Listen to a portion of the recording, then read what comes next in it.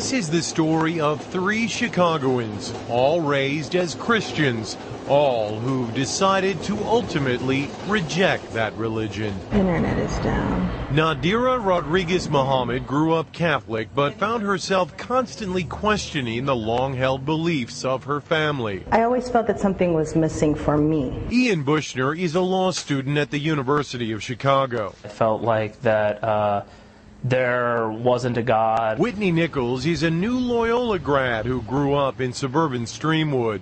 I guess what I was really looking for was what felt most natural and most logical to me.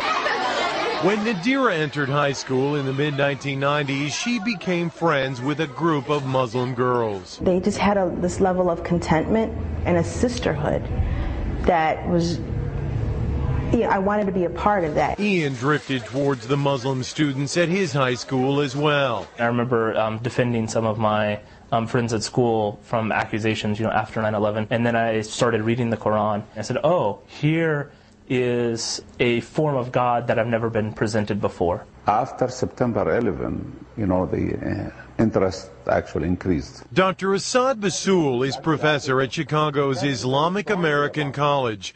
He says the tragedy 6 years ago initially prompted angry questions, but eventually many of the curious found answers to their own spiritual questions through Islam and converted. Sometimes, negative things bring positive things.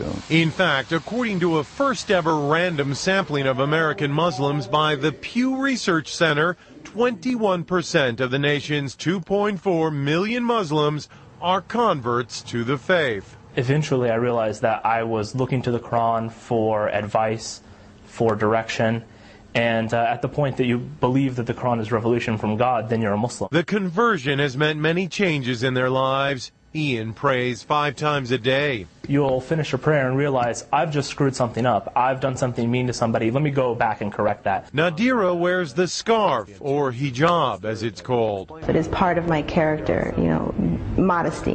It's just part of who I am. I don't know if I'll ever be ready to wear the hijab. I've become more modest. I won't wear tank tops and I won't wear shorts. Whitney says she has had to constantly defend her new religion. My father asked me right after I converted, why do you want to be associated with these terrorists? And I'm like, this is what you see? Oh no. And we kind of have to deal with the backlash of those who have chosen to do something so horrible. But all say there is no going back. At some age, everyone must decide what they believe and live their life accordingly. I'm Mexican, I'm a female, and I chose this for myself. If you have a personal, relationship with God, whatever that may be, however that may be, then you're in a good place.